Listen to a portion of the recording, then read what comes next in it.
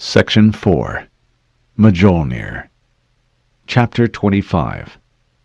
0915 hours. August 25, 2542. Military Calendar. Epsilon Eridani System. Reach UNSC Military Complex, Planet Reach. Omega Wing. Section 3 Secure Facility. "Good morning, Dr. Halsey," Deja said. "You're 14.3 minutes late this morning." "Blame security, Deja," Dr. Halsey replied, gesturing absently at the AI's holographic projection floating above her desk. "ONI's precautions here are becoming increasingly ridiculous." Dr. Halsey threw her coat over the back of an antique armchair before settling behind her desk. She sighed, and for the 1,000th time, wished she had a window. The private office was located deep underground, inside the Omega Wing of the super-secure ONI facility, codenamed simply Castle. Castle was a massive complex, 2,000 meters below the granite protection of the Highland Mountains, bomb-proof, well-defended, and impenetrable. The security had its drawbacks, she was forced to admit. Every morning, she descended into the secret labyrinth, passed through a dozen security checkpoints, and submitted to a barrage of retina, voice, fingerprint, and brainwave ID scans. ONI had buried her here years ago, when her funding had been shunted to higher-profile projects. All other personnel had been transferred to other operations, and her access to classified materials had been severely restricted. Even shadowy ONI was squeamish about her experiments. That's all changed, thanks to the Covenant, she thought.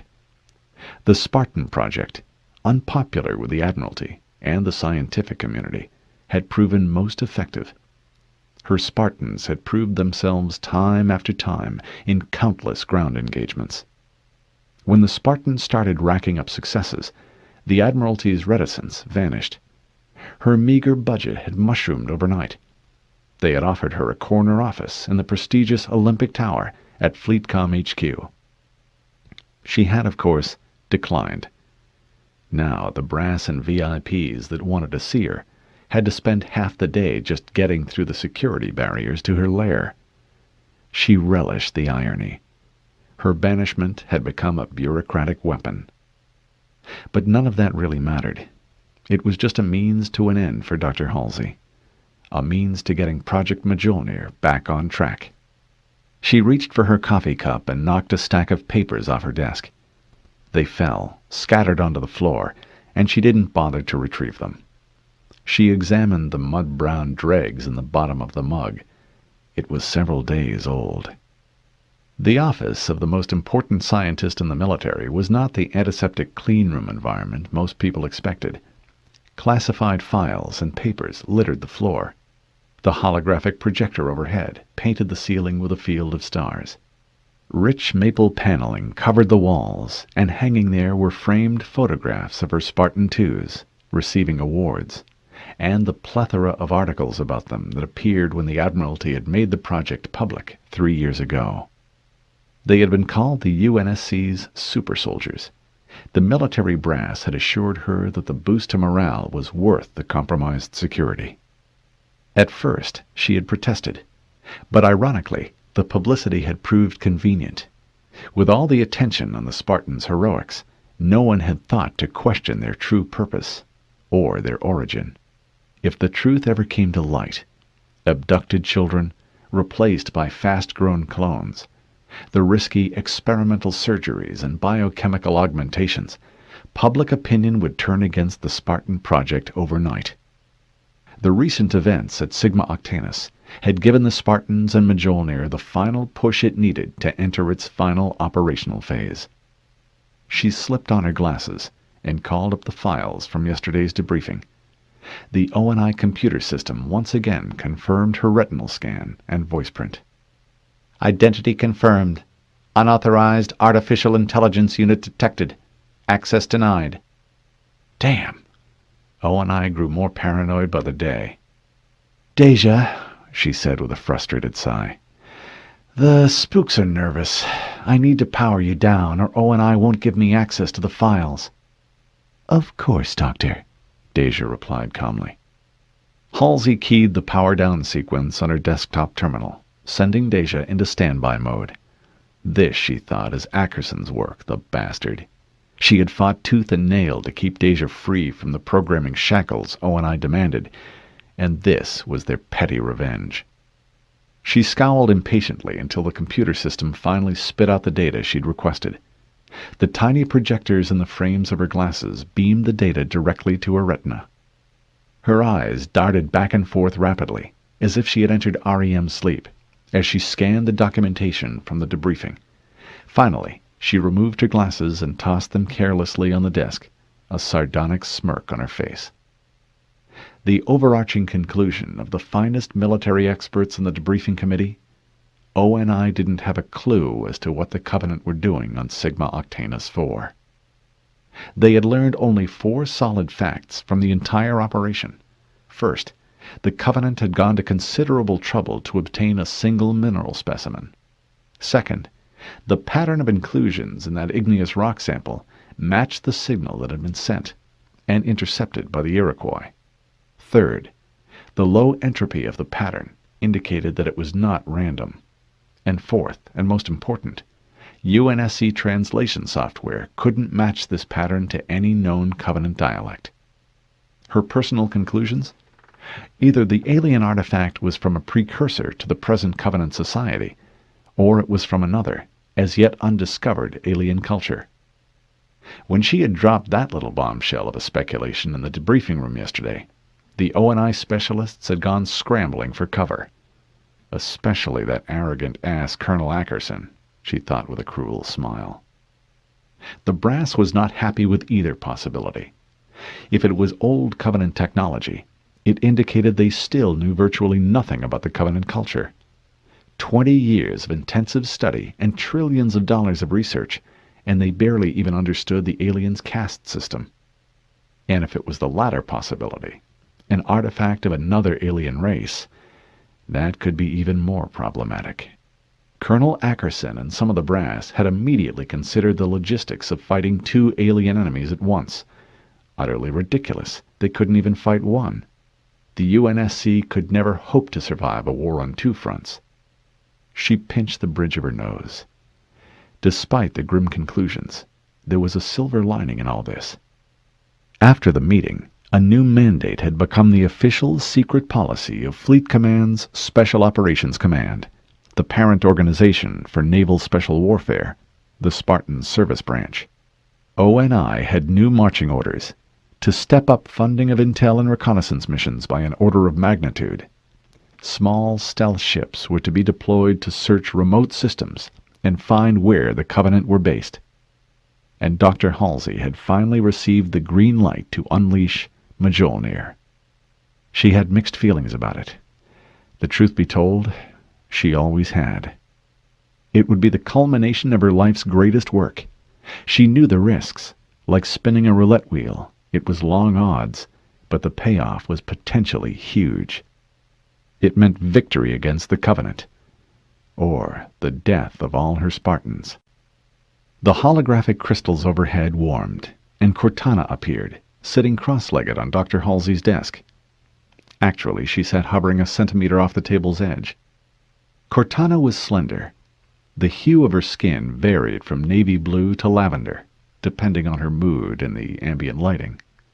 Her hair was cropped short. Her face had a hard, angular beauty. Lines of code flickered up and down her luminous body, and if Dr. Halsey viewed her from the right angle, she could catch a glimpse of the skeletal structure inside her ghostly form. "Good morning, Dr. Halsey," Cortana said. "I've read the committee's report," which was classified as top secret, eyes only. Cortana mused. "I must have overlooked that." She hopped off the desk and circled around Dr. Halsey once. Cortana had been programmed with ONI's best insurgency software, as well as the determination to use those code-cracking skills. While this had been necessary for her mission, when she grew bored, she caused chaos with ONI's own security measures, and she often grew bored. I assume you have examined the classified data brought back from Sigma Octanus 4? Halsey asked. I might have seen that somewhere, Cortana said matter-of-factly. Your analysis and conclusions? There is much more evidence to consider than the data in the committee's files. She looked off into space, as if reading something. Oh? 40 years ago, a geological survey team on Sigma Octanus 4 found several igneous rocks with similar, though not identical, anomalous compositions. UNSC geologists believe that these samples were introduced onto the planet via meteorite impacts. They typically are found in long eroded impact craters on the planet's surface. Isotopic dating of the site placed these impact craters at present minus 60,000 years. Cortana paused as a hint of a smile played across her holographic features. Though that figure may be inaccurate due to human error, of course. Of course, Dr. Halsey replied dryly. I have also, coordinated with UNSC's astrophysics department and discovered some interesting bits archived in their long-range observational databases. There is a black hole located approximately 40,000 light-years from the Sigma Octanus system. An extremely powerful pulse laser transmission backscattered the matter in the accretion disk, essentially trapped this signal as this matter accelerated toward the speed of light. From our perspective, according to special relativity, this essentially froze the residue of this information on the event horizon. I'll take your word for it, Dr. Halsey said. This frozen signal contains information that matches the sample from Sigma Octanus 4. Cortana sighed, and her shoulders slumped. Unfortunately, all my attempts at translating the code have failed. So far. Your conclusions, Cortana? Dr. Halsey reminded her. Insufficient data for complete analysis, Doctor. Hypothesize. Cortana bit her lower lip. There are two possibilities. The data originates from the Covenant or another alien race. She frowned. If it's another alien species, the Covenant probably wants these artifacts to scavenge their technology. Either conclusion opens several new opportunities for the Knave's spec web. I'm aware of that, Dr. Halsey said, raising her hand. If she allowed the AI to continue, Cortana would talk all day. One of these opportunities is Project Mjolnir. Cortana spun around and her eyes widened. They approved the final phase? Is it possible, Cortana, Dr. Halsey replied, amused, that I know something you don't? Cortana wrinkled her brow in frustration, then smoothed her features to their normal placid state. I suppose that is a remote possibility. If you'd like, I can calculate those odds. No, thank you, Cortana, Halsey replied.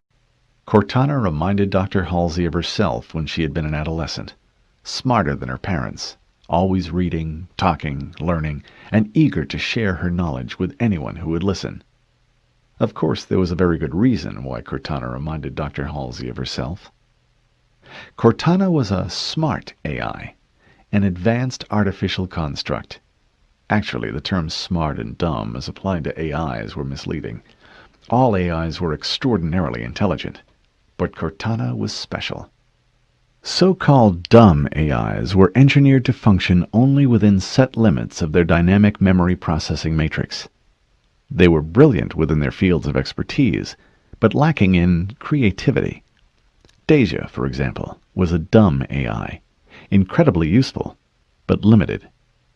Smart AIs like Cortana, however, had no limits on their dynamic memory processor matrix. Knowledge and creativity could grow unchecked. She would pay a price for her genius, however. Such growth eventually led to self-interference. Cortana would one day literally start thinking too much at the expense of her normal functions. It was as if a human were to think with so much of his brain that he stopped sending impulses to his heart and lungs. Like all the other smart AIs that Dr. Halsey had worked with over the years, Cortana would effectively die after an operational life of 7 years. But Cortana's mind was unique among all the other AIs Dr. Halsey had encountered. An AI's matrix was created by sending electrical bursts through the neural pathways of a human brain. Those pathways were then replicated in a superconducting nanoassemblage. The technique destroyed the original human tissue, so they could only be obtained from a suitable candidate that had already died. Cortana, however, had to have the best mind available. The success of her mission and the lives of the Spartans would depend on it. At Dr. Halsey's insistence, ONI had arranged to have her own brain carefully cloned and her memories flash transferred to the receptacle organs. Only one of the 20 cloned brains survived the process. Cortana had literally sprung from Dr. Halsey's mind, like Athena from the head of Zeus. So in a way, Cortana was Dr. Halsey. Cortana straightened, her face eager. "When does the Mjolnir armor become fully operational? When do I go?" "Soon. There are a few final modifications that need to be made in the systems." Cortana leapt to her feet, turned her back to Dr. Halsey, and examined the photographs on the wall. She brushed her fingertips over the glass surfaces. "Which one will be mine?" "Which one do you want?" She immediately gravitated to the picture in the center of Dr. Halsey's collection. It showed a handsome man standing at attention as Admiral Stanforth pinned the UNSC Legion of Honor upon his chest, a chest that already overflowed with citations. Cortana framed her fingers around the man's face. "He's so serious," she murmured. "Thoughtful eyes, though. Attractive in a primitive animal sort of way, don't you think, Doctor?" Dr. Halsey blushed. Apparently she did think so. Cortana's thoughts mirrored many of her own, only unchecked by normal military and social protocol. "Perhaps it would be best if you picked another—" Cortana turned to face Dr. Halsey and cocked an eyebrow, mock stern. "You asked me which one I wanted." "It was a question, Cortana. I did not give you carte blanche to select your carrier. There are compatibility issues to consider." Cortana blinked. "His neural patterns are in sync with mine within 2%. With the new interface we'll be installing, that should fall well within tolerable limits. In fact—" Her gaze drifted, and the symbols along her body brightened and flashed. "I have just developed a custom interface buffer that will match us within 0.081%. You won't find a better match among the others. In fact," she added coyly, "I can guarantee it." "I see," Dr. Halsey said. She pushed away from her desk, stood, and paced. Why was she hesitating? The match was superb. But was Cortana's predilection for Spartan 117 a result of him being Dr. Halsey's favorite? And did it matter? Who better to protect him? Dr. Halsey walked over to the picture. "He was awarded this Legion of Honor medallion because he dove into a bunker of Covenant soldiers. He took out 20 by himself and saved a platoon of Marines who were pinned down by a stationary energy weapon emplacement.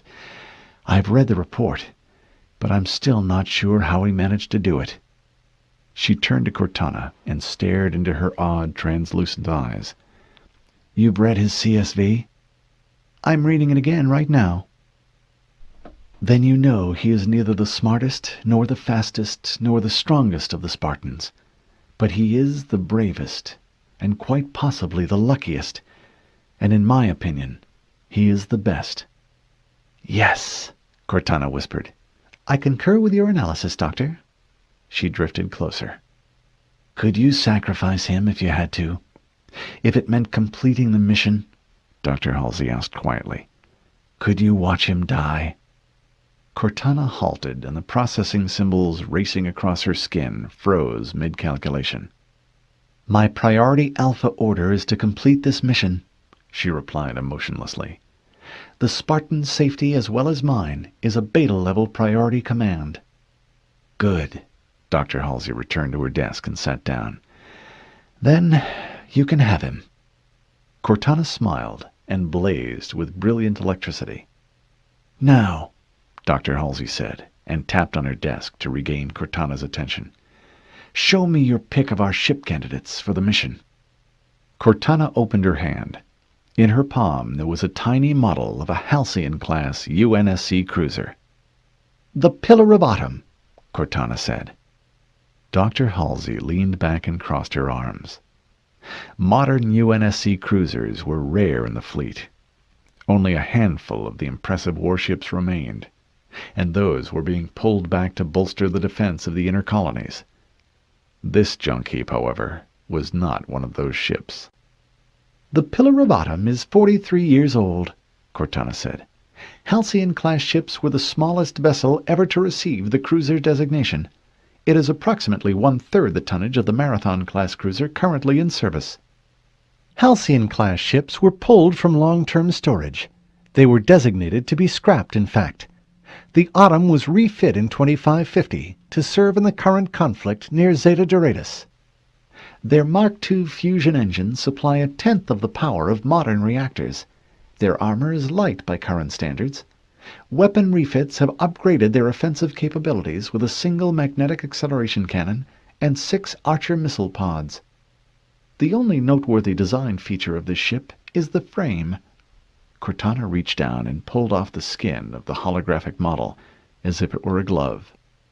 "The structural system was designed by a Dr. Robert McLeese, co-founder of the Reyes McLeese shipyards over Mars, 2510. It was at the time deemed unnecessarily overmassed and costly due to a series of cross-bracings and interstitial honeycombs. The design was subsequently dropped from all further production models. Halcyon-class ships, however, have a reputation for being virtually indestructible. Reports indicate these ships being operational even after sustaining breaches to all compartments and losing 90% of their armor." "Their duty record?" Dr. Halsey asked. "Substandard," Cortana replied. "They are slow and ineffective in offensive combat. They are somewhat of a joke within the fleet." "Perfect," Dr. Halsey said. "I concur with your final selection recommendation. We will start the refit operations at once." "All we need now," Cortana said, "is a captain and crew." "Ah, yes, the captain." Dr. Halsey slid on her glasses. "I have the perfect man for the job. He's a tactical genius. I'll forward you his CSV and you can see for yourself." She transferred the file to Cortana. Cortana smiled, but it quickly faded. "His maneuvers at Sigma Octanus 4 were performed without an onboard AI? His ship left dock without an AI for technical reasons. I believe he has no compunctions about working with computers. In fact, it was one of the first refit requests he put in for the Iroquois." Cortana did not look convinced. "Besides, he has the most important qualification for this job," Dr. Halsey said. "The man can keep a secret." Chapter 26. 0800 hours, August 27, 2542, Military Calendar. Epsilon Eridani System, Fleetcom Military Complex, Planet Reach. This was the third time John had been in this highly secure briefing room on Reach. The amphitheater had an aura of secrecy, as if matters of grave importance had regularly been discussed within its circular wall. Certainly, every time he had been here, his life had changed. His first time was his indoctrination into the Spartans, a lifetime ago. He recalled with a start how young Dr. Halsey had looked then. The second time was when he graduated from the Spartan program, when he had last seen Chief Mendez. He had sat on the bench next to him. Where was the chief sitting now? And today? He had a feeling that everything was about to change all over again. Clustered around him were 24 Spartans, Fred, Linda, Joshua, James, and many others he had not spoken to for years. A constant battle had kept the tight-knit Spartans light years apart for more than a decade. Dr. Halsey and Captain Keyes entered the chamber. The Spartans stood at attention and saluted. Keyes returned their salute. "At ease," he said. He escorted Dr. Halsey to the center stage. He sat while she stood at the podium. "Good evening, Spartans," she said. "Please, take your seats." As one, they sat down. "Assembled here tonight," she said, "are all surviving Spartans save 3, who are otherwise engaged on fields of combat too distant to be easily recalled. In the last decade of combat, there have been only 3 KIAs, and 1 Spartan too wounded to continue active duty. You are to be commended for having the best operational record of any unit in the fleet." She paused to look at them. "It is very good to see you all again." She slipped on her glasses. "Admiral Stanforth has asked me to brief you on the upcoming mission. Due to its complexity and unusual nature, please disregard your normal protocol and ask any questions you have during my presentation. Now, on to the business at hand. The Covenant." Holographic projectors overhead warmed, and sleek Covenant corvettes, frigates, and destroyers appeared in a neat row on Dr. Halsey's left. On her right were a collection of Covenant species, roughly 1/3 their normal size. There was a grunt, a jackal, the floating tentacled creature John had seen on Sigma Octanus 4, as well as the heavily armored behemoths he and his team had bested. A spike of adrenaline burned through the Master Chief at the sight of the enemy. Intellectually, he knew that the images were not real, but after a decade of fighting, his instincts were to kill first and get the details later. "The Covenant are still largely unknown to us," Dr. Halsey began. "Their motivations and thought processes remain a mystery, though our best analysis points to some compelling hypotheses." She paused and added, "The following information is naturally classified. We know that the Covenant, our translation of their name for themselves, are a conglomerate of a number of different alien species. We believe that they exist in some kind of caste structure, though to date the exact nature of that structure remains unknown. Our best guess is that the Covenant conquer and absorb a species and adapt its strengths into their own. The Covenant science is imitative rather than innovative, a byproduct of this social absorption," Dr. Halsey continued. "This is not to say that they are lacking intelligence, however. During our first encounter, they gathered computer and network components from our destroyed ships, and they learned at an astounding pace. By the time Admiral Cole's fleet arrived at Harvest, the Covenant initiated a communications link and attempted a primitive software infiltration of our ship AIs. In a matter of weeks, they had learned the rudiments of our computer systems and our language. Our own attempts to decipher Covenant computer systems have only been partially successful, despite our best efforts and decades of time. Since then, they have made increasingly successful forays into our computer networks. That is why the Cole Protocol is so important and carries the punishment of treason for failure to comply. The Covenant may one day not need to capture a ship to steal the information within its navigational databanks." The Master Chief stole a glance at Captain Keyes. The captain cupped an antique pipe in one hand. The Navy officer puffed on it once, and stared thoughtfully at Dr. Halsey and the examples of the Covenant vessels. He slowly shook his head. "As I stated earlier," Dr. Halsey continued, "the Covenant are a collection of genetically distinct groups in what we believe is a rigid caste system." She waved toward the grunts and jackals. "These are most likely part of their military or warrior caste. Not the highest-ranking caste either, given how many are sacrificed during ground operations." She stepped toward the floating tentacular aliens. "We believe these are their scientists." As she moved closer, the figure animated. The image showed the creature disassembling an electric car of human manufacture. John instantly recognized his own battlefield recording. She pointed to the giant armored creatures. "This was recorded on Sigma Octanus 4. A heavily armored warrior superior to either grunts or jackals." The massive aliens also sprang into motion, lumbering into combat, until Dr. Halsey froze the images in place. She turned and strolled back to the podium. ONI hypothesizes at least 2 additional castes. A warrior capable of commanding ground forces and possibly piloting their ships, and a leadership caste. We have deciphered a handful of Covenant transmissions that refer to... She paused, checking notes on the data screen in her glasses. Ah yes, prophets. We believe that these prophets are in fact the leadership caste, and that they are viewed by the Covenant rank and file with an almost religious reverence. Dr. Halsey removed her glasses. This is where you come in. Your mission will involve these so-called prophets, and will be executed in 4 phases. Phase 1. You will engage the Covenant and sufficiently disable, but not destroy, one of their ships. She turned to face Captain Keyes. I leave that in the capable hands of Captain Keyes and his newly refitted ship, the Pillar of Autumn. Captain Keyes acknowledged her compliment with a curt nod. He tapped the stem of his pipe on his lips thoughtfully. The Master Chief was unaware of any Covenant ship ever being captured.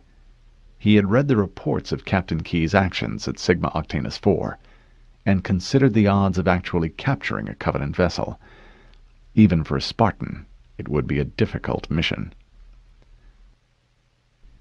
Phase 2, Dr. Halsey said. Spartans will board the disabled Covenant ship, neutralize the crew, and crack their navigation database. We will do precisely what they have been trying to do to us. Find the location of their homeworld. The Master Chief raised his hand. Yes, Master Chief. Ma'am, we will be given mission specialist personnel to access the Covenant computers? In a manner of speaking, she said, and looked away. I will come to that point in a moment. Let me assure you, however, that these specialists will cause you no serious complications during this phase. In fact, they will prove rather useful in combat. Shortly, you shall have a demonstration. Like Captain Keyes' statement that winning wasn't everything, Dr. Halsey's reply was another puzzle. How would such computer specialists not be a liability to the Spartans in combat? Even if they could fight, it was unlikely they'd be anything but weak links in combat. If they couldn't fight, the Spartans would be forced to babysit a vulnerable package in a hot combat zone. Phase 3, Dr. Halsey said, will consist of taking the captured Covenant ship to their homeworld. Several questions immediately formed in the Master Chief's mind. Who would pilot the alien ship? Had anyone ever deciphered the Covenant control systems? It seemed unlikely, since the UNSC had never captured one of their ships before.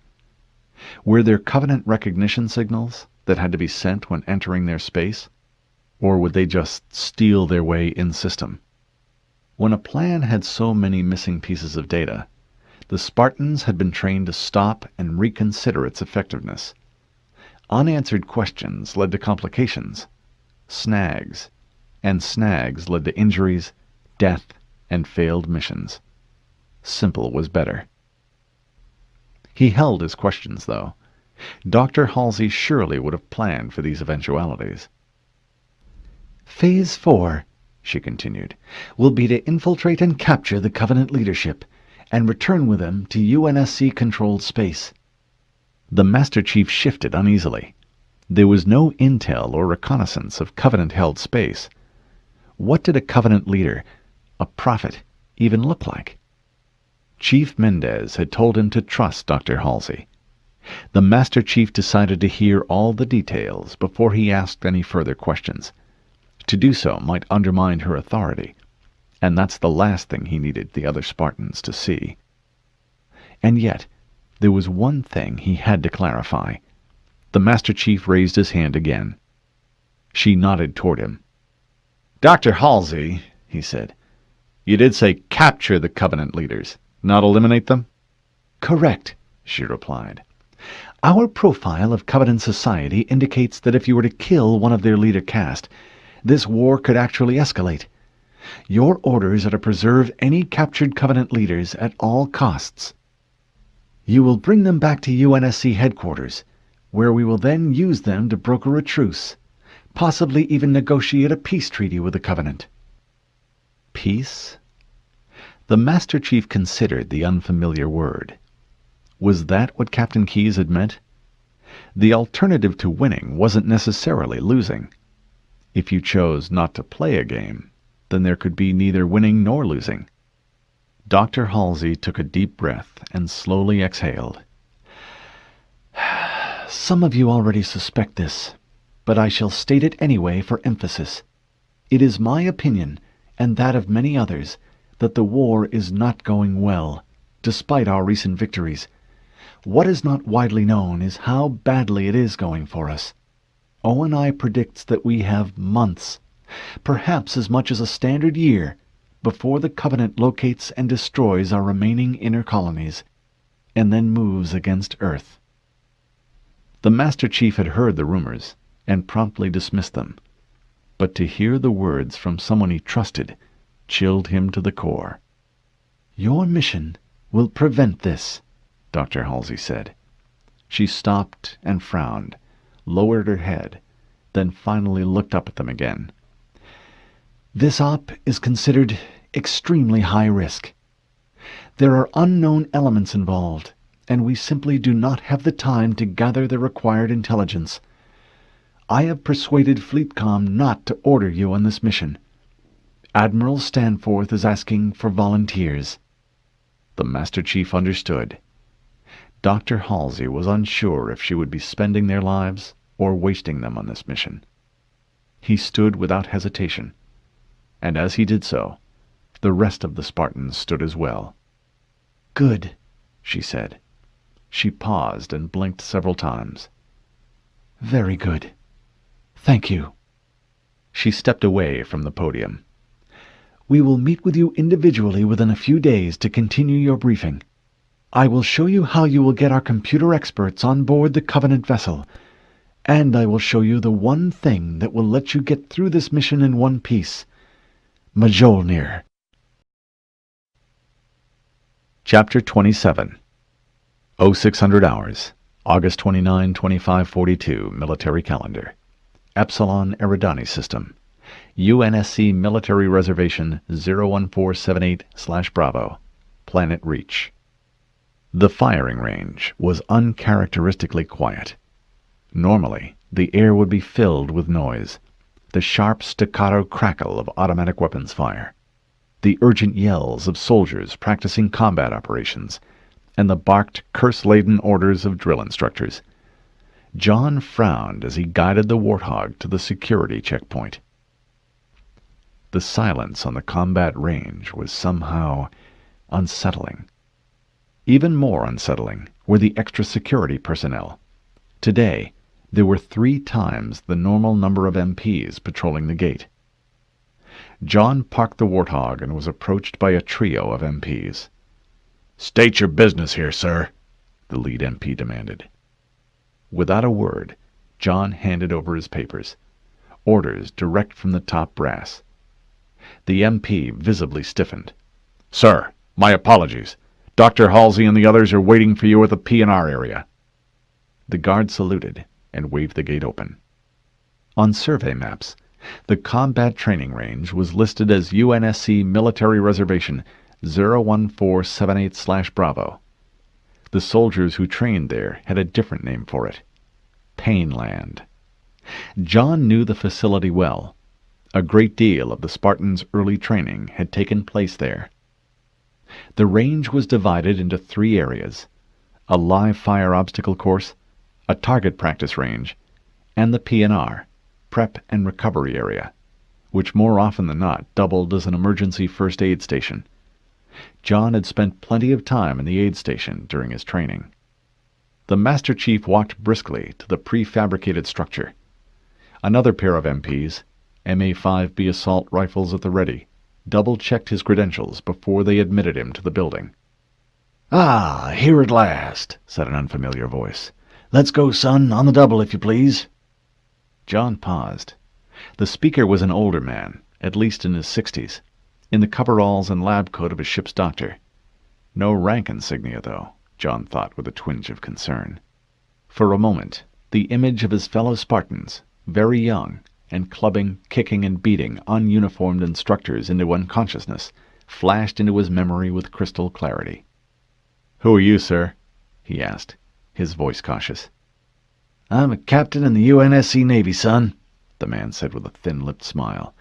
"And I've no time for spit and polish today. Let's go." A captain, and new orders. Good. "Yes, sir." The captain in the lab coat escorted him into the P&R's medical bay. "Undress, please," the man said. John quickly disrobed, then stacked his neatly folded uniform on a nearby gurney. The captain stepped behind him and began to swab John's neck and the back of his head with a foul-smelling liquid. The liquid felt ice-cold on his skin. A moment later, Dr. Halsey entered. "This will just take a moment, Master Chief. We're going to upgrade a few components in your standard-issue neural interface. Lie back and remain still, please." The Master Chief did as she said. A technician sprayed a topical anesthetic on his neck. The skin tingled, then went cold and numb. The Master Chief felt layers of skin incised, and then a series of distinct clicking sounds that echoed through his skull. There was a brief laser pulse and another spray. He saw sparks, felt the room spin, then a sense of vertigo. His vision blurred. He blinked rapidly, and it quickly returned to normal. "Good. The procedure is complete," Dr. Halsey said. "Please follow me." The captain handed the Master Chief a paper gown. He slipped it on and followed the doctor outside. A field command dome had been assembled on the range. Its white fabric walls rippled in the breeze. 10 MPs stood around the structure, assault rifles in hand. The Master Chief noted these weren't regular Marines. They wore the gold comet insignia of Special Forces, orbital drop shock troopers, hell jumpers. Tough and iron-disciplined. A flash of memory. The blood of troops just like these, soaking into the mat of a boxing ring. John felt his adrenaline spike as soon as he saw the soldiers. Dr. Halsey approached the MP at the entrance and presented her credentials. They accepted them and scanned her retina and voice print, then did the same to the Master Chief. Once they confirmed his identity, they immediately saluted, which was technically unnecessary, as the Master Chief was out of uniform. He did them the courtesy of returning their salute. The soldiers kept looking around, scanning the field, as if they were expecting something to happen. John's discomfort grew. Not much spooked an orbital drop shock trooper. Dr. Halsey led the Master Chief inside. In the center of the dome stood an empty suit of Mjolnir armor, suspended between two pillars on a raised platform. The Master Chief knew it was not his suit. His, after years of use, had dents and scratches in the alloy plates, and the once iridescent green finish had dulled to a worn olive brown. This suit was spotless, and its surface possessed a subtle metallic sheen. He noted the armor plates were slightly thicker, and the black underlayers had a more convoluted weave of components. The fusion pack was half again as large, and tiny luminous slits glowed near the articulation points. "This is the real Mjolnir," Dr. Halsey whispered to him. "What you have been using was only a fraction of what the armor should be. This," she turned to the Master Chief, "is everything I had always dreamed it could be. Please, put the suit on." The Master Chief stripped the paper gown off, and, with the help of a pair of technicians, donned the armor components. Dr. Halsey averted her eyes. Although the armor's components were bulkier and heavier than his old suit, once assembled and activated, they felt light as air. The armor was a perfect fit. The biolayer warmed and adhered to his skin, then cooled as the temperature difference between the suit and his skin equalized. "We've made hundreds of minor technical improvements," she said. "I'll have the specifications sent to you later. 2 of these changes, however, are rather serious modifications to the system. It may take some getting used to." Dr. Halsey's brow furrowed. John had never seen her worried before. "First," she told him, "we have replicated and I might add improved upon the energy shield the Covenant Jackals have been using against us to great effect." The armor had shields? The Master Chief had known that ONI Research had been working on adapting Covenant technology. Spartans had standing orders to capture Covenant machines wherever they could. The researchers and engineers had announced some breakthroughs in artificial gravity. Some UNSC ships were already undergoing trials with the grav systems. The fact that the Mjolnir armor possessed shields was a stunning breakthrough. For years there had been no luck back-engineering Covenant shield tech. Most in the scientific community had given up hope of ever cracking it. Maybe that's why Dr. Halsey was worried. Maybe they hadn't worked out all the bugs. Dr. Halsey nodded to the technicians. "Let's begin." The techs turned to a series of instrument panels. One, a slightly younger man, donned a comm headset. "Okay, Master Chief," the tech's voice crackled through John's helmet speakers. "There's an activation icon in your heads-up display. There's also a manual control switch located at position 12 in your helmet." He chinned the control. Nothing happened. "Wait a moment, please, sir. We have to give the suit an activation charge. After that, it can accept regenerative power from the fusion pack. Stand on the platform and be absolutely still." He stepped onto the platform that had held the Mjolnir armor. The pillars flickered on and glowed a brilliant yellow. The pillars started to spin slowly around the base of the platform. The Master Chief felt a static charge tingling in his extremities. The glow intensified, and his helmet's blast shield automatically dimmed. The charge in the air intensified. His skin crawled with ionization. He smelled ozone. Then the spinning slowed, and the light dimmed. "Reset the activation button now, Master Chief." The air around the Master Chief popped, as if it jumped away from the Mjolnir armor. There was none of the shimmer that normal Covenant shields had. Was it working? He ran his hand over his arm and encountered resistance a centimeter from the surface of the armor. It was working. How many times had he and his teammates had to find ways to slip past a Jackal's shield? He'd have to rethink his tactics. Rethink everything. "It provides full coverage," Dr. Halsey's voice piped through the speakers, "and dissipates energy far more efficiently than the Covenant shields the Spartans have recovered, though the shield is concentrated on your arms, head, legs, chest, and back. The energy field tapers down to a hair under a millimeter, so you don't lose the ability to hold or manipulate items with your hands." The lead technician activated another control, and new data scrawled across John's display. "There's a segmented bar in the upper corner of your HUD," the technician said, "right next to your biomonitor and ammunition indicators. It indicates the charge level of your shield. Don't let it completely dissipate. When it's gone, the armor starts taking the hits." The Master Chief slipped off the platform. He skidded, then came to a halt. His movements felt oiled. His contact with the floor felt tentative.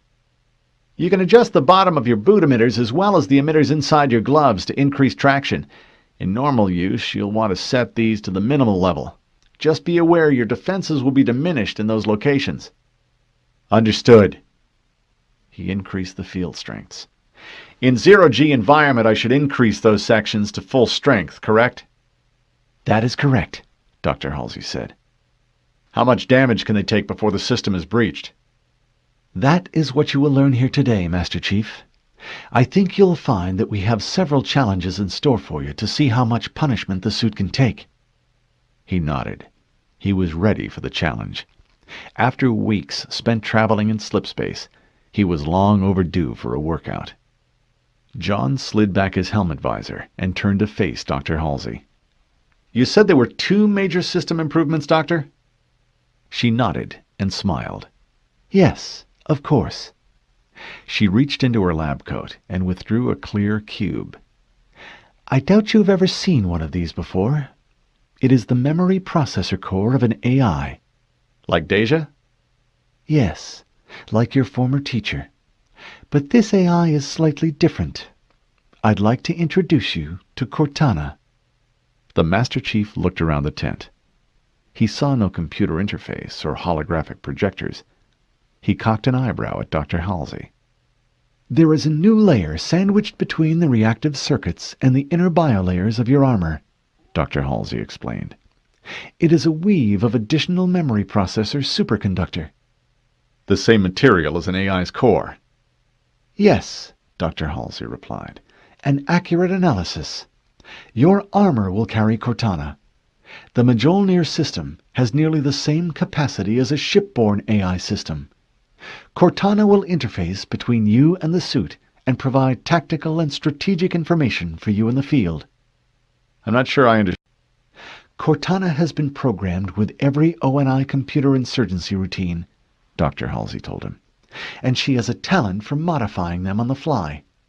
She has our best Covenant language translation software as well. Her primary purpose is to infiltrate their computer and communication systems. She will intercept and decode point-to-point Covenant transmissions and give you updated intelligence in the field. Intel support in an operation where there had been no reconnaissance. The Master Chief liked that. It would level the playing field significantly. This AI is the computer specialist we'll be taking onto the Covenant ship, the Master Chief said. Yes, and more. Her presence will allow you to utilize the suit more effectively. John had a sudden flash. AIs handled a great deal of point defense during naval operations. Can she control the Mjolnir armor? He wasn't sure he liked that. No. Cortana resides in the interface between your mind and the suit, Master Chief. You will find your reaction time greatly improved. She will be translating the impulses in your motor cortex directly into motion. She can't make you send those impulses. This AI, he said, will be inside my mind? That must have been what that upgrade to his standard-issue UNSC computer interface had been for. That is the question, isn't it? Halsey replied. I can't answer that, Master Chief. Not scientifically. I'm not sure I understand, Doctor. What is the mind, really? Intuition, reason, emotion. We acknowledge they exist, but we still don't know what makes the human mind work. She paused, searching for the right words. We model AIs on human neural networks, on electrical signals in the brain, because we just know that the human brain works, but not how or why. Cortana resides between your mind and the suit, interpreting the electrochemical messages in your brain and transferring them to the suit via your neural imprint. So, for lack of a better term, yes, Cortana will be inside your mind. Ma'am, my priority will be to complete this mission. This AI, Cortana, may have conflicting directives. There is no need to worry, Master Chief. Cortana has the same mission parameters as you do. She will do anything necessary to make sure that your mission is accomplished, even if that means sacrificing herself, or you, to accomplish it. The Master Chief exhaled, relieved. Now, please kneel down. It's time to insert her memory processor matrix into the socket at the base of your neck. The Master Chief knelt. There was a hissing noise, a pop, and then cold liquid poured into the Master Chief's mind. A spike of pain jammed into his forehead, then faded. Not a lot of room in here, a smooth female voice said. Hello, Master Chief. Did this AI have a rank? Certainly she was not a civilian, or a fellow soldier. Should he treat her like any other piece of UNSC-issued equipment? Then again, he treated his equipment with the respect it deserved. He made sure every gun and knife was cleaned and inspected after every mission. It was unsettling. He could hear Cortana's voice through his helmet speakers, but it also felt like she was speaking inside his head. Hello, Cortana. I'm detecting a high degree of cerebral cortex activity. You're not the muscle-bound automatons the press makes you out to be. Automaton, the Master Chief whispered. Interesting choice of words for an artificial intelligence. Dr. Halsey watched the Master Chief with great interest. You must forgive Cortana, Master Chief. She is somewhat high-spirited. You may have to allow for behavioral quirks. Yes, ma'am. I think we should begin the test straight away. There's no better way for the two of you to get acquainted than in simulated combat. No one said anything about combat, Cortana said. The ONI brass have arranged a test for you and the new Mjolnir system, Dr. Halsey said. There are some that believe you two are not up to our proposed mission. Ma'am! The Master Chief snapped to attention. I'm up for it, ma'am. I know you are, Master Chief. Others require proof. She looked around at the shadows cast by the Marines outside the fabric walls of the command dome. You hardly need a reminder to be prepared for anything, but stay on your guard just the same. Dr. Halsey's voice dropped to a whisper. I think some of the ONI brass would prefer to see you fail this test, Master Chief, and they may have arranged to make sure you do, regardless of your performance. I won't fail, Doctor. Her forehead wrinkled with worry lines, but then they quickly disappeared. I know you won't. She stepped back and dropped her conspiratorial whisper. Master Chief, you are ordered to count to 10 after I leave. After that, make your way to the obstacle course. At the far end is a bell. Your goal will be to ring it. She paused, then added, You are authorized to neutralize any threats in order to achieve this objective. Affirmative, the Master Chief said. Enough uncertainty. Now he had an objective and rules of engagement. Be careful, Master Chief, Dr. Halsey said quietly. She gestured at the pair of technicians to follow her, then turned and walked out of the tent. The Master Chief didn't understand why Dr. Halsey thought he was in real danger. He didn't have to understand the reason. All he needed to know was that danger was present. He knew how to handle danger. Uploading combat protocols now, Cortana said. Initiating electronic detection algorithms. Boosting neural interface performance to 85%. I'm ready when you are, Master Chief. The Master Chief heard metallic clacks around the tent. Analyzing sound pattern, Cortana said. Database match. Identified as someone cycling the bolt of an MA-5B assault rifle. I know. Standard issue weapons for orbital drop shock troopers. Since you're in the know, Master Chief, Cortana quipped, I assume you have a plan.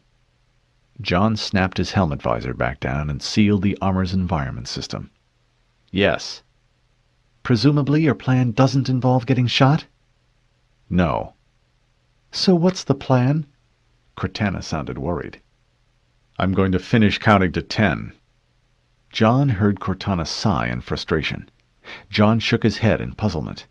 He'd never encountered a so-called smart AI before. Cortana sounded like a human. Worse, she sounded like a civilian. This was going to take a lot of getting used to. Shadows moved along the wall of the tent. Motion from outside. 8. There was a snag in this mission, and he hadn't even reached the obstacle course. He would have to engage his fellow soldiers. He pushed aside any questions about why. He had his orders, and he would follow them. He had dealt with ODSTs before. 9. 3 soldiers entered the tent, moving in slow motion. Black-armored figures, helmets snug over their faces, crouched low, and their rifles leveled. 2 took flanking positions. The one in the middle opened fire. 10. The Master Chief blurred into motion. He dove from the activation platform, and before the soldiers could adjust their aim, landed in their midst. He rolled to his feet right next to the soldier who fired first, and grabbed the man's rifle. John brutally yanked the weapon away from the soldier. There was a loud cracking sound as the man's shoulder dislocated. The wounded trooper stumbled forward, off balance. John spun the rifle and slammed the butt of the weapon into the soldier's side. The man exhaled explosively as his ribs cracked. He grunted and fell unceremoniously to the floor, unconscious. John spun to face the left flank gunner, assault rifle leveled at the man's head instantly. He had the man in his sights, but he still had time. The soldier was not quite in position. To John's enhanced senses, amped up by Cortana and the neural interface, The riflemen seemed to be moving in slow motion. Too slow. The Master Chief lashed out with the rifle butt again. The trooper's head snapped back from the sudden, powerful blow. He flipped head over tail and slammed into the ground. John sized the man's condition up with a practiced eye. Shock, concussion, fractured vertebrae. Gunner number 2 was out of the fight. The remaining gunner completed his turn and opened fire. A 3-round burst ricocheted off the Mjolnir armor's energy shield. The shield's recharge bar flickered a hairbreadth. Before the soldier could react, the Master Chief sidestepped and slammed his own rifle down, hard. The trooper screamed as his leg gave out. A jagged spoke of bone burst through the wounded man's fatigues. The Master Chief finished him with a rifle butt to his helmeted head. John checked the condition of the rifle, and, satisfied that it was in working order, began to pull ammo clips from the fallen soldier's belt pouches. The lead soldier also carried a razor-edged combat knife. John grabbed it. "You could have killed them," Cortana said. "Why didn't you?" "My orders gave me permission to neutralize threats," he replied. "They aren't threats anymore." "Semantics," Cortana replied. She sounded amused. "I can't argue with the results, though." She broke off suddenly. "New targets, 7 contacts on the motion tracker," Cortana reported. "We're surrounded." 7 more soldiers. The Master Chief could open fire now and kill them all. Under any other circumstances, he would have removed such threats. But their MA-5Bs were no immediate danger to him, and the UNSC could use every soldier to fight the Covenant. He strode to the center pole of the tent, and with a yank he pulled it free. As the roof fluttered down, he slashed a slit in the tent fabric and shoved through. He faced 3 Marines. They fired. The Master Chief deftly jumped to one side. He sprang toward them and lashed out with a steel pole, swiped out their legs. He heard bones crack, followed by screams of pain. The Master Chief turned as the tent finished collapsing. The remaining 4 men could see him now. One reached for a grenade on his belt. The other 3 tracked him with their assault rifles. The Master Chief threw the pole like a javelin at the man with the grenade. It impacted in his sternum, and he fell with a woof. The grenade, minus the pin, however, dropped to the ground. The Master Chief moved and kicked the grenade. It arced over the parking lot and detonated in a cloud of smoke and shrapnel. The 3 remaining Marines opened fire, spraying bullets in a full auto fusillade. Bullets pinged off the Master Chief's shield. The shield's status indicator blinked and dropped with each bullet impact. The sustained weapons fire was draining the shield precipitously. John tucked and rolled, narrowly avoiding an incoming burst of automatic weapons fire, then sprang at the nearest Marine. John launched an open-handed strike at the man's chest. The Marine's ribs caved in, and he dropped without a sound, blood flowing from his mouth. John spun, brought his rifle up, and fired twice. The second soldier screamed and dropped his rifle as the bullets tore through each knee. John kicked the discarded rifle, bending the barrel and rendering the weapon useless. The last man stood frozen in place. The Master Chief didn't give the man time to recover. He grabbed his rifle, ripped off his bandolier of grenades, then punched his helmet. The Marine dropped. "Mission time plus 22 seconds, Cortana remarked. "Although technically you started to move 40 milliseconds before you were ordered to." "I'll keep that in mind." The Master Chief slung the assault rifle and bandolier of grenades over his shoulder and ran for the shadows of the barracks. He slipped under the raised buildings and belly-crawled toward the obstacle course. No need to make himself a target for snipers, although it would be an interesting test to see what caliber of bullet these shields could deflect. No, that kind of thinking was dangerous. The shield was useful, but under combined fire it dropped very quickly. He was tough, not invincible. He emerged at the beginning to the obstacle course. The first part was a run over 10 acres of jagged gravel. Sometimes raw recruits had to take off their boots before they crossed. Other than the pain, it was the easiest part of the course.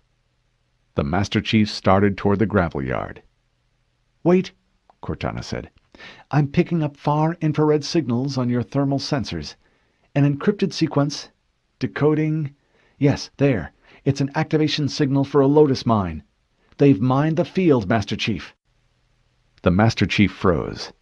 He'd used Lotus mines before and knew the damage they could inflict.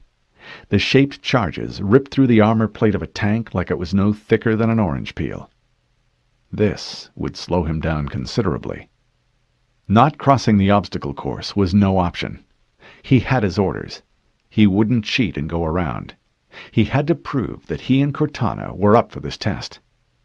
"Any ideas?" he asked. "I thought you'd never ask," Cortana replied.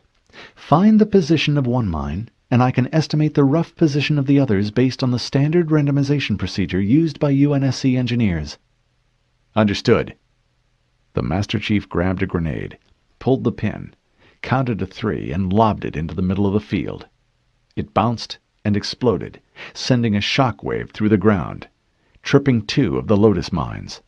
Twin plumes of gravel and dust shot into the air. The detonation shook his teeth. He wondered if the armor's shields could have survived that.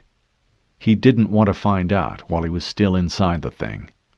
He boosted the field strength on the bottom of his boots to full. Cortana overlaid a grid on his heads-up display.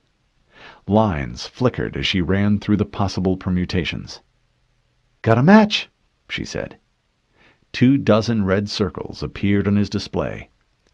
"That's 93% accurate, the best I can do." "There are never any guarantees," the Master Chief replied. He stepped onto the gravel, taking short, deliberate steps. With the shields activated on the bottoms of his shoes, it felt like he was skating on greased ice. He kept his head down, picking his way between red dots on his display. If Cortana was wrong, he probably wouldn't even know it. The Master Chief saw the gravel had ended. He looked up. He had made it. "Thank you, Cortana. Well done." "You're welcome." Her voice trailed off. "Picking up scrambled radio frequencies on the D-band.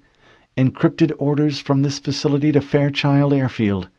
They're using personal code words, too, so I can't tell what they're up to. Whatever it is, I don't like it." "Keep your ears open." "I always do." He ran to the next section of the obstacle course, the razor field. Here, recruits had to crawl in the mud under razor wire as their instructors fired live rounds over them. A lot of soldiers discovered whether they had the guts to deal with bullets zinging a centimeter over their heads. Along either side of the course there was something new. 3 30mm chain guns mounted on tripods. "Weapons emplacements are targeting us, Chief," Cortana announced. The Master Chief wasn't about to wait and see if those chain guns had a minimum depth setting. He had no intention of crawling across the field and letting the chain gun's rapid rate of fire chip away at his shields. The chain guns clicked and started to turn. He sprinted to the nearest tripod-mounted gun. He opened fire with his assault rifle, shot the lines that powered the servos, then spun the chain gun around to face the others. He crouched behind the blast shield and unloaded on the adjacent gun. Chain guns were notoriously hard to aim. They were best known for their ability to fill the air with gunfire. Cortana adjusted his targeting reticle to sync up with the chain gun. With her help, he hit the adjacent weapon emplacements. John guided a stream of fire into the gun's ammo packs. Moments later, in a cloud of fire and smoke, the guns fell silent, then toppled. The Master Chief ducked, primed a grenade, and hurled it at the closest of the remaining automated weapons. The grenade sailed through the air, then detonated just above the autogun. "Chain gun destroyed," Cortana reported. 2 more grenades and the automated guns were out of commission. He noted that his shields had dropped by a quarter. He watched the status bar refill. He hadn't even known he had taken hits. That was sloppy. "You seem to have the situation under control," Cortana said. "I'm going to spend a few cycles and check something out." "Permission granted," he said. "I didn't ask, Master Chief," she replied. The cool liquid presence in his mind withdrew. The Master Chief felt empty somehow. He ran through the razor fields, snapping through steel wire as if it were rotten string. Cortana's coolness once again flooded his thoughts. "I just accessed SATCOM," she said. "I'm using one of their satellites so I can get a better look at what's happening down here. There's a Skyhawk jump jet from Fairchild Field inbound." He stopped. The automatic cannons were one thing. Could the armor withstand against air power like that? The Skyhawk had a quartet of 50mm cannons that made the chain guns look like pea shooters. They also had Scorpion missiles, designed to take out tanks. Answer: he couldn't do a thing against it. The Master Chief ran. He had to find cover. He sprinted to the next section of the course, the Pillars of Loci. It was a forest of 10-meter-tall poles, spaced at random intervals. Typically, the poles had booby traps strung on, under, and between them. Stun grenades, sharpened sticks, anything the instructors could dream up. The idea was to teach recruits to move slowly and keep their eyes open. The Master Chief had no time to search for the traps. He climbed up the first pole and balanced on top. He leapt to the next pole, teetered, regained his balance, then jumped to the next. His reflexes had to be perfect. He was landing a half-ton of man and armor on a wooden pole 10 centimeters in diameter. "Motion tracking is picking up an incoming target at extreme range," Cortana warned. "Velocity profile matches the Skyhawk, Chief." He turned, almost lost his balance, and had to shift back and forth to keep from falling. There was a dot on the horizon, and the faint rumble of thunder. In the blink of an eye, the dot had wings, and the Master Chief's thermal sensors picked up a plume of jet wash. In seconds, the Skyhawk closed, then opened fire with its 50mm cannons. He jumped. The wooden poles splintered into pulp. They were mowed down like so many blades of grass. The Master Chief rolled, ducked, and flattened himself on the earth. He caught a smattering of rounds, and his shield bar drooped to half. Those rounds would have penetrated his old suit instantly. Cortana said, "I calculate we have 11 seconds before the Skyhawk can execute a maximum G-turn and make another pass." The Master Chief got up and ran through the shattered remains of the poles.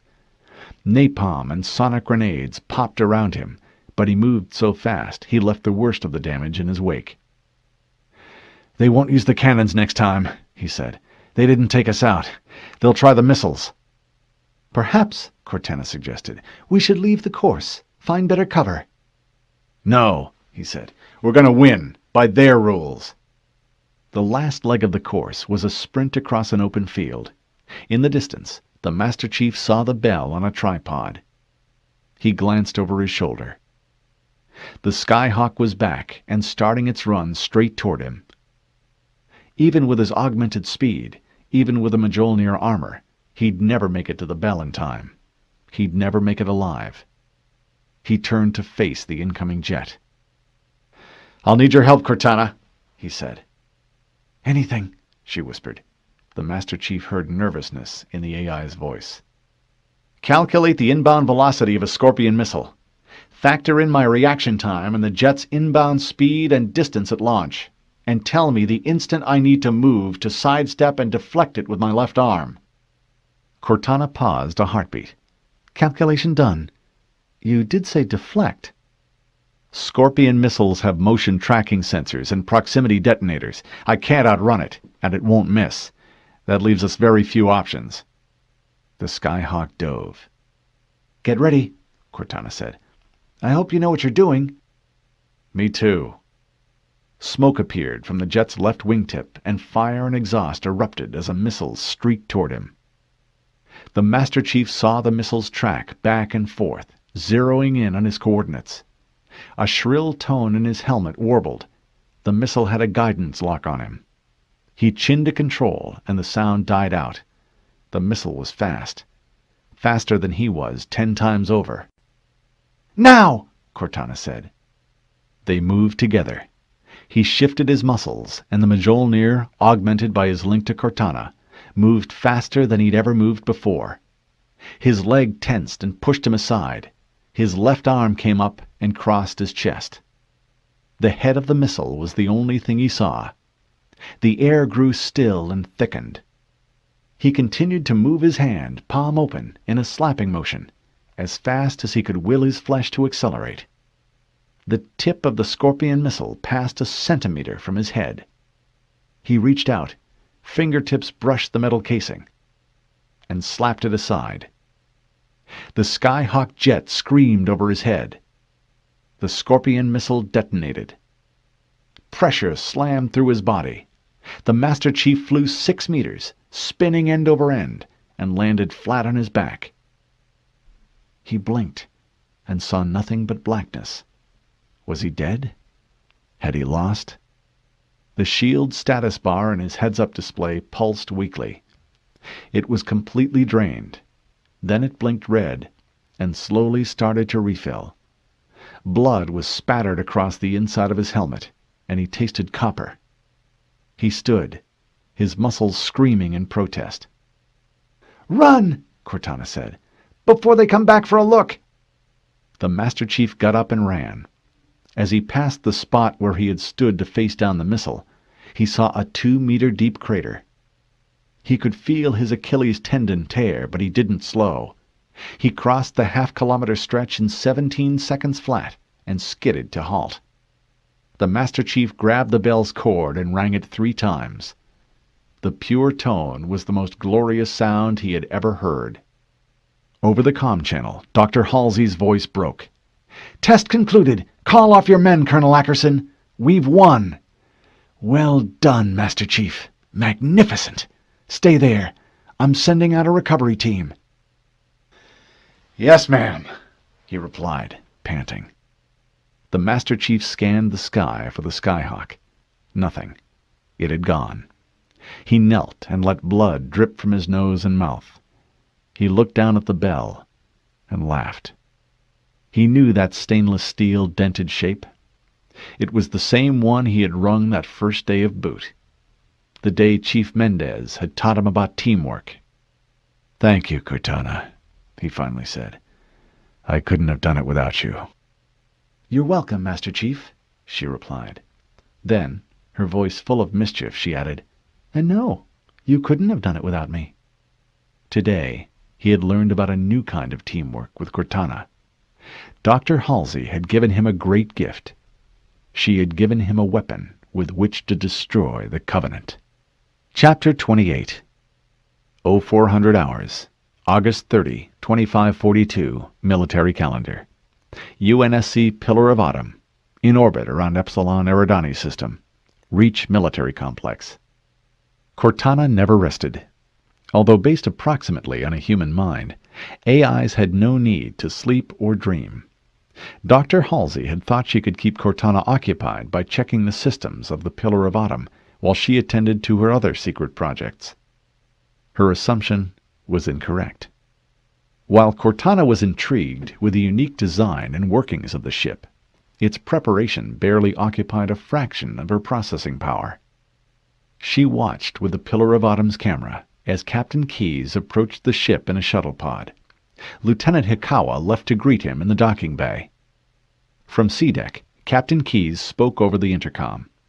"Cortana, can we have power to move the ship? I'd like to get underway." She calculated the remaining reactor burn-in time and made an adjustment to run it hotter.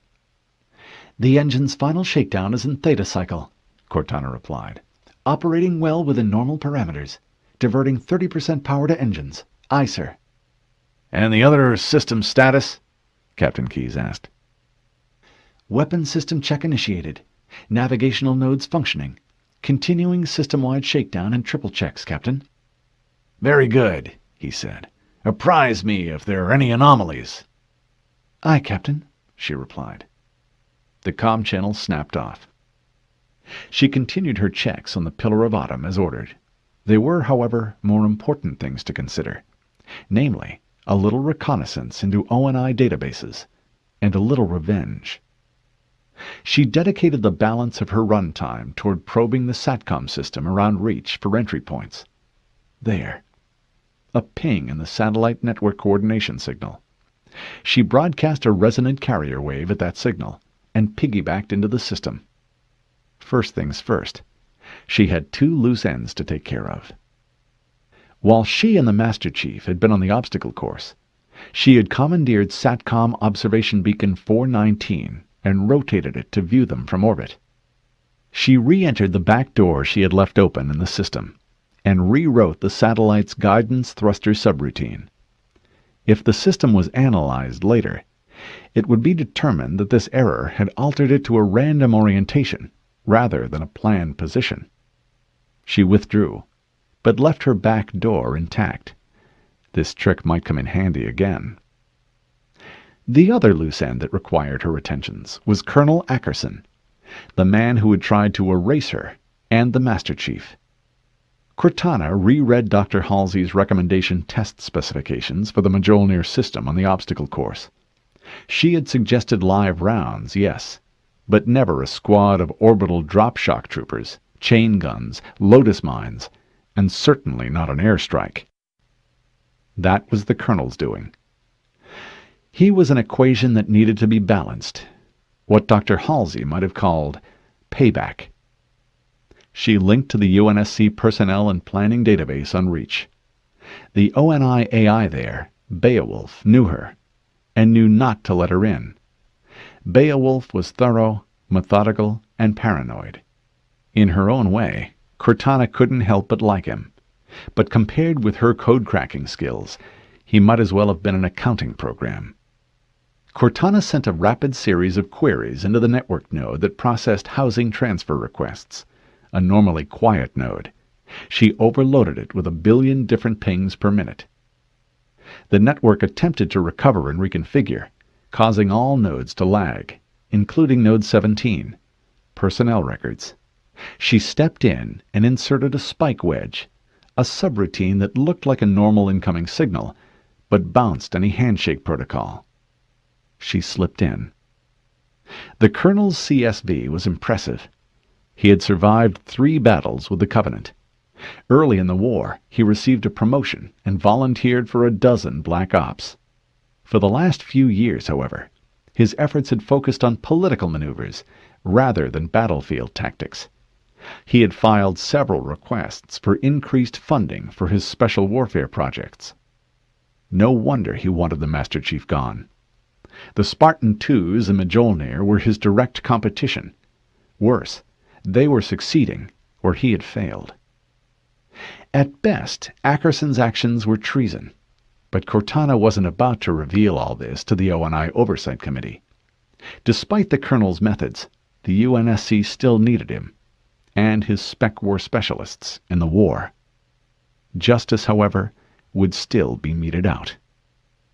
From the OMI database, she masqueraded as a routine credit check and entered the Colonel's bank account, to which she wired a substantial amount to a brothel on Gilgamesh. She made sure the bank queries sent to confirm the transaction were copied to his home immediately. Colonel Ackerson was a married man, and his wife should be there to receive them. She cut into his personal email and sent a carefully crafted message, requesting reassignment to a forward area, to personnel. Finally, she inserted a ghost record, an electronic footprint that identified the source of the alterations, Ackerman's personal computer pad. By the time Ackerson was done untangling all of that, he'd be reassigned to field duty and get back to fighting the Covenant where he belonged. With all loose ends neatly tied up, Cortana rechecked the Pillar of Autumn's reactor. The shakedown was proceeding nicely. She tweaked the magnetic field strength, and part of her watched the output from the engines for fluctuations. She inspected all weapon systems 3 times, and then went back to her own personal research. She considered how well the Master Chief had performed this morning on the obstacle course. He was more than Cortana could have hoped for. The Master Chief was much more than Dr. Halsey or the press releases had indicated. He was intelligent. Not fearless, but as close to it as any human she had encountered. His reaction time under stress was 1/6 the standard human norm. More than that, however, Cortana had sensed that he had a certain... She searched her lexicon for the proper word. Nobility. He placed his mission and his duty and honor above his personal safety. She re-examined his career service vitae. He had fought in 207 ground engagements against the Covenant and been awarded every major service medal except the Prisoner of War Medallion. There were holes in his CSV, though. The standard blackout sections, courtesy of O&I, of course, but most curious, all data before he entered active duty had been expunged. Cortana wasn't about to let a mere erasure stop her. She traced where the order to erase that data had originated. Section 3, Dr. Halsey's group. Curious. She followed the order pathway, crashed into layers of countercode. The code started a trace on her signal. She blocked it, and it restarted a trace of the origin of her block. This was a very well-crafted piece of counter-intrusion software, far superior to the normal O&I slug code. If nothing else, Cortana liked a challenge. She withdrew from the database and looked for an unguarded way into O&I Section 3 files. Cortana listened to the hum of coded traffic along the surface of O&I's secure network. There was an unusual amount of packets today, queries and encrypted messages from O&I operatives. She peered into them and unraveled their secrets as they passed her. There were orders for ship movements and operatives outbound from Reach. This must be the new directive to send scouts into the periphery systems and find the Covenant. She saw several ships docked in Reach's space docks. O&I stealth jobs made to look like private yachts. They had cute, innocuous names: the Appleby, Circumference, and the Lark. She spotted something she could use. Dr. Halsey had just entered her laboratory. She was at Checkpoint 3. The doctor waited as her voice and retina patterns were being scanned. Cortana intercepted and killed the signal. The verification system reset. "Please rescan retina, Dr. Halsey," the system requested, "and repeat today's code phrase in a normal voice." Before Dr. Halsey could do this, Cortana sent her own files of Dr. Halsey's retina and voice scans. She had long ago copied them, and occasionally they came in handy. Section 3 verification opened for Cortana. She had only a second before the doctor spoke and overrode the previous entry access. Cortana, however, was a lightning strike in the system. She entered, searched, and found what she wanted. Every piece of data on Spartan 117 was copied to her personal directory within 70 milliseconds. She withdrew from the O&I database, routing all traces of her queries back to her Ackerson Ghost. She closed all connections and returned to the Pillar of Autumn. One quick check of the reactor. Yes, operating within normal parameters. And she sent a complete report to Lieutenant Hall on the bridge. Cortana examined the Master Chief's complete CSV. She scanned backward through time, his performance data on the obstacle course, and the debriefing he had given at O&I headquarters. She paused and pondered the signal the Covenant had sent from Sigma Octanus 4. Intrigued, she tried to translate the sequence. The symbols looked tantalizingly familiar. Every algorithm and variation of the standard translation software she attempted, however, failed. Puzzled, she set it aside to examine later. She continued, absorbing the data from the Master Chief's files. She learned of the augmentations he and the other Spartans were made to endure, the brutal indoctrination and training they had received, and how he had been abducted at the age of 6, and a flash clone used to replace him in an O&I black op. All of it had been authorized by Dr. Halsey. Cortana paused for a full 3 processor cycles, churning this new data through her ethics subroutines, not comprehending. How could Dr. Halsey, who was so concerned for her Spartans, have done this to them? Of course, because it was necessary. There was no other way to preserve the UNSC against rebellion and Covenant forces. Was Dr. Halsey a monster, or just doing what had to be done to protect humanity? Perhaps a little of both. Cortana erased her stolen files. No matter. Whatever the Master Chief had been through in the past, it was done. He was in Cortana's care now. She would do everything in her power, short of compromising their mission, to make sure nothing ever happened to him again. Chapter 29. 0400 hours. August 30, 2542, military calendar. UNSC Pillar of Autumn, in orbit around Epsilon Eridani system. Reach military complex. Captain Keyes tapped the thrusters of the shuttle pod Coda. The tiny craft rolled, and the Pillar of Autumn came into view. Normally, captains did not ferry themselves around the space docks of Reach, but Keyes had insisted. All unauthorized personnel were restricted to a narrow flight path around the Pillar of Autumn, and he wanted to take a careful look around the outside of the ship before he took command. From this distance, the Pillar of Autumn could have been mistaken for an elongated frigate. As the shuttle pod moved closer, however, details appeared that betrayed the ship's age. The Pillar of Autumn's hull had several larger dents and scratches. Her engine baffles were blackened. The port-side emergency thrusters were missing.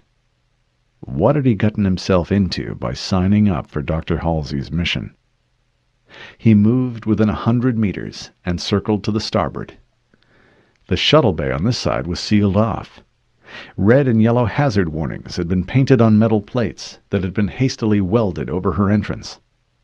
He closed to 10 meters and saw the plate was not a solid sheet of metal. He could see armored ports, heavily reinforced, almost solid titanium A. Honeycombed throughout this section were the round covers of Archer missile pods. Captain Keyes counted.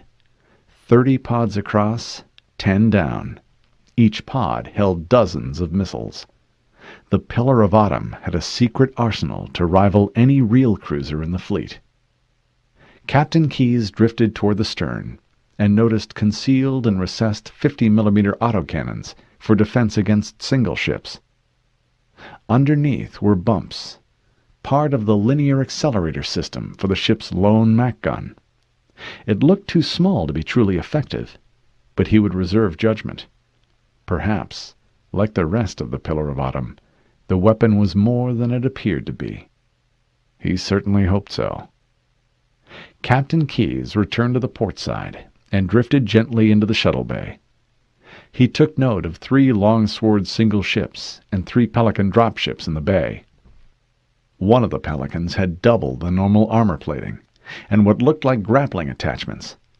A serrated titanium ram decorated the dropship's prow. He touched down on an automated landing platform and locked the controls down. A moment later, the shuttle descended below decks and was cycled through the airlock. Captain Keyes gathered his duffel bag and stepped onto the flight deck. Lieutenant Hikawa was there to meet him. She saluted. "Welcome aboard, Captain Keyes." He saluted. "What do you think of her, Lieutenant?" Lieutenant Hikawa's dark eyes widened. "You're not going to believe this ship, sir." Her normally serious face broke with a smile. "They've turned it into something special." "I saw what they did to my starboard shuttle bay," Captain Keyes remarked sourly. "That's just the start," she said. "I can give you a full tour." "Please," Captain Keyes said. He paused at an intercom. "Just one thing first, Lieutenant." He keyed the intercom. "Ensign Lovell, plot a course to the system's edge and move the Pillar of Autumn on an accelerating vector. We will jump to slipstream space as soon as we get there." "Sir," Lovell replied, "our engines are still in shakedown mode."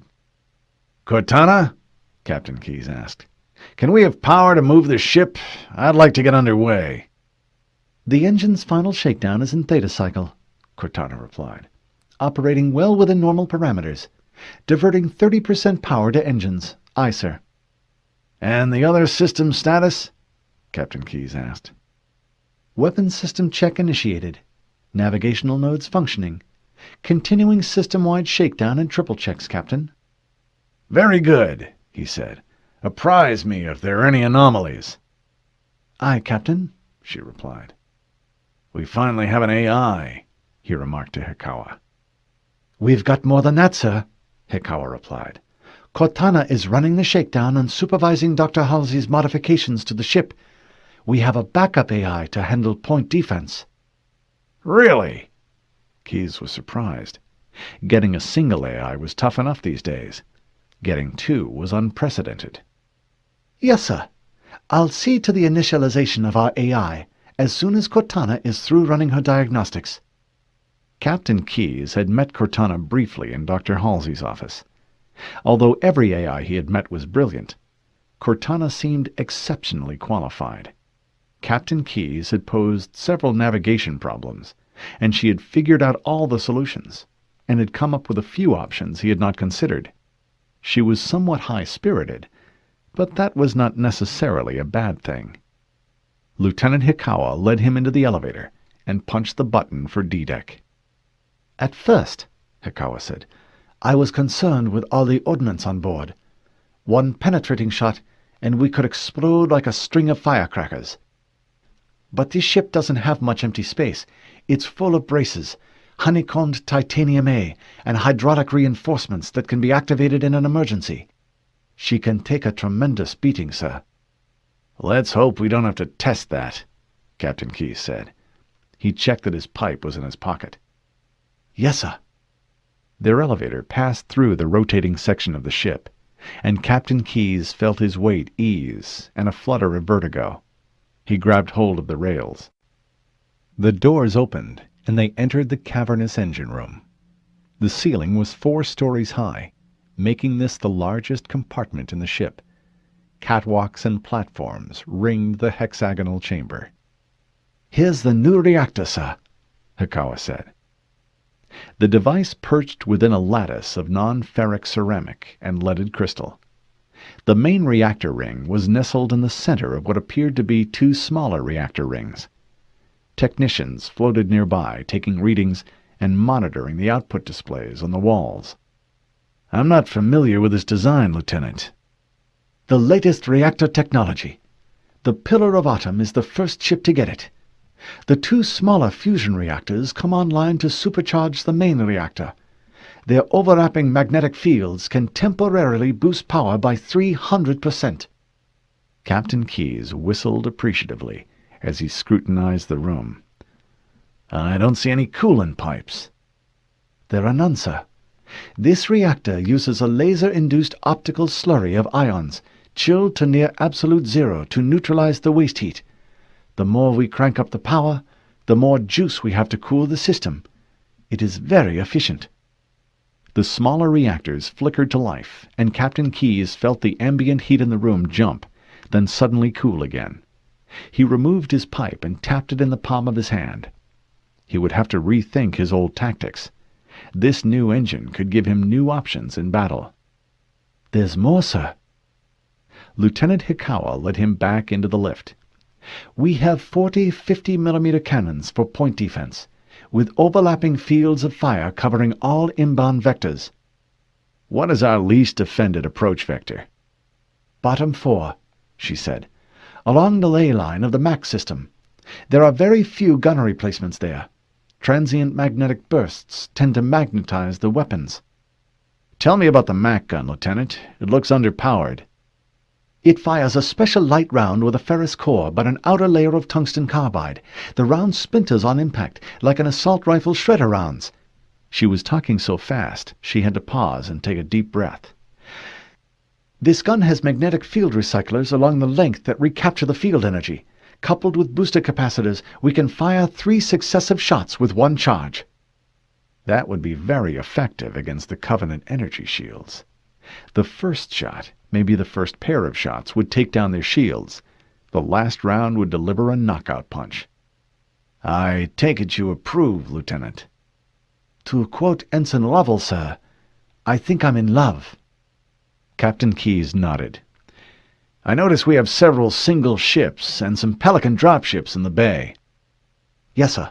One of the longswords is equipped with a Shiva nuclear warhead. It can be remote piloted. We also have 3 Havoc warheads on board.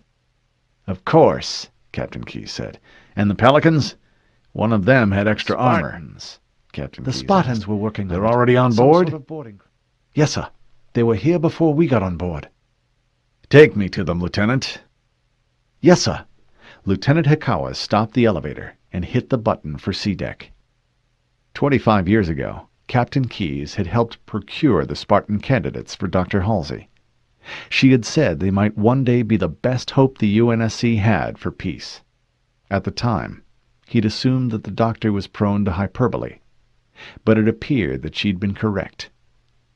That didn't make what they had done right, though. His complicity in those kidnappings still haunted him. The elevator doors opened. The primary storage bay had been converted into barracks for the 30 Spartans. Every one of them wore Mjolnir battle armor. They looked alien to him. Part machine, part Titan, but completely inhuman. The room was filled with motion. Spartans unpacked crates, others cleaned and field-stripped their assault rifles, and a pair of them practiced hand-to-hand combat. Captain Keyes could barely follow their motions. They were so fast, no hesitation. Strike and block and counterstrike. Their movements were a continuous stream of rapid-fire blurs. Captain Keyes had seen the news feeds and heard the rumors, like everyone in the fleet. The Spartans were near mythological figures in the military. They were supposed to be superhuman soldiers, invulnerable and indestructible, and it was almost the truth. Dr. Halsey had shown him their operational records. Between the Spartans and the refitted Pillar of Autumn, Captain Keyes was beginning to believe Dr. Halsey's long-shot mission might work after all. "Captain on the deck!" one of the Spartans shouted. Every Spartan stopped and snapped to attention. "As you were," he said. The Spartans relaxed slightly. One turned and strode toward him. "Master Chief Spartan 117 reporting as ordered, sir." The armored giant paused, and for a moment Keyes thought the Spartan looked uncomfortable. "Sir, I regret the unit was not able to ask your permission to come aboard. Admiral Stanforth insisted we keep our presence off the comm channels and computer networks." Captain Keyes found the reflective faceplates of the Spartans' helmets disconcerting. It was impossible to read their features. "Quite all right, Master Chief. I just wanted to extend my regards. If you or your men need anything, let me know." "Yes, sir," the Master Chief said. An awkward moment of silence passed. Captain Keyes felt like he didn't belong here, an intruder in a very exclusive club. "Well, Master Chief, I'll be on the bridge." "Sir!" the Master Chief saluted. Captain Keyes returned the salute and left with Lieutenant Hikawa. When the elevator doors closed, Lieutenant Hikawa said, "Do you think, with all due respect to the Spartans, sir, don't you think they're strange?" "Strange? Yes, Lieutenant. You might act a little strange if you'd seen and been through as much as they had." "Some people say they're not even humans in those suits, that they're just machines." "They're human," Captain Keyes said. The elevator doors parted, and Captain Keyes stepped onto his bridge. It was much smaller than he was accustomed to. The command chair was only a meter from the other stations. View screens dominated the room, and a massive, curved window afforded a panoramic view of the stars. "Status reports!" Captain Keyes ordered. Lieutenant Dominique spoke first. "Communication systems are green, sir. Monitoring FleetCom reach traffic. No new orders." Dominique had gotten his hair shorn since he had been on the Iroquois. He also had a new tattoo around his left wrist, the wavy lines of a Bessel function. "Reactor shakedown 80% complete," Lieutenant Hall reported. "Oxygen, power, rotation, and pressure all green light, sir." She smiled, but it wasn't like before, an automatic gesture. She seemed genuinely happy. Lieutenant Hikawa took her seat and strapped in. She gathered her black hair and tied it into a knot. "Weapons panel shows green, sir. Mac gun capacitors at 0 charge." Ensign Lovell finally reported. "Navigation and sensor systems online, Captain, and all green. Ready for your orders." Lovell was completely focused on his station. A small hologram of Cortana flickered on the AI pedestal near navigation. "Engine shakedown running smoothly, Captain," she said. "All personnel on board. You have half power now if you wish to move the ship. Fujikawa Shaw generators online. You can take us into the slipstream at your pleasure." "Very good," Captain Keyes said. Keyes surveyed his crew, pleased at how they had sharpened up after Sigma Octanus. Gone were the bleary, haggard expressions and the tentative, nervous mannerisms. Good, he thought. We're going to need everyone at the top of their game now. The crew had been briefed on their mission. Part of it, anyway. Captain Keyes had insisted. They were told they would be attempting to capture Covenant technology, with an aim to disabling one of the alien ships and bringing it back intact. What the crew didn't know were the stakes. "Approaching Reach's system edge," Ensign Lovell reported. "Ready to generate a slipstream?" "Captain!" Lieutenant Dominique cried. "Incoming Alpha priority transmission from Fleetcom HQ at Reach. Sir, they're under Covenant attack.